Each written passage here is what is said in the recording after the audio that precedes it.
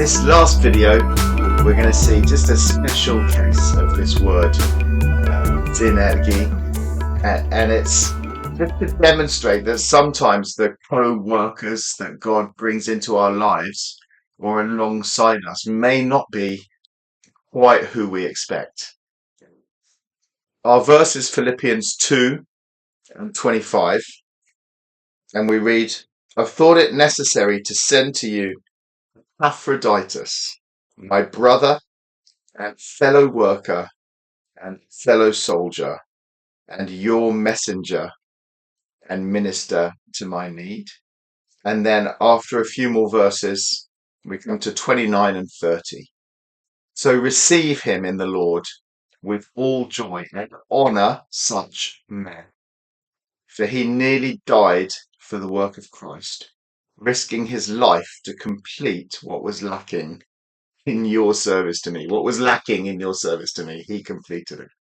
And Paul's writing Philippians from prison. He gets visited and encouraged in prison by a visitor from Philippi. So whether he's in prison in Rome, which most people think, or whether he's in prison in Ephesus, either way, it's a long way from Philippi. And this guy has traveled to visit him, to minister to his needs, to encourage him in prison. But who was Epaphroditus? Well, all the instances of this name from history are of a slave.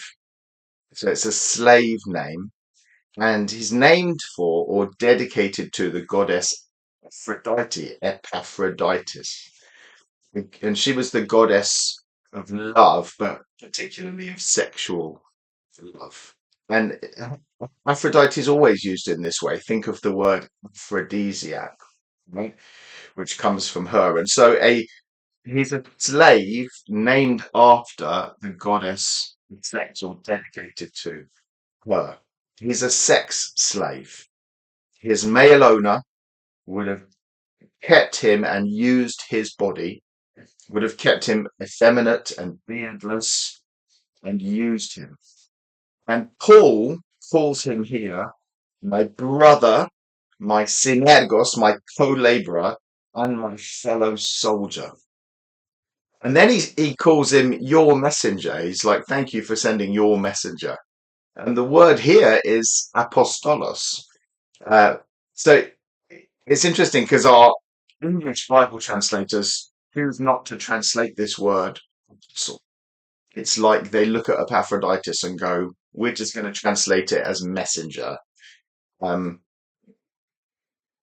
then in verse 29, when Paul says, I'm sending him back to you guys now, he says, receive him and honor him. So he's urging them, because they might not naturally think like that. He's saying, this is a really special guy. He's been a real blessing to me in prison. And please honor him.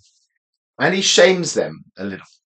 He said, he's completed what was lacking in your service. When I was in prison, you didn't come and look after me. You didn't come and help me. Either he came on his own initiative, or you sent him. Oh, Epaphroditus can go.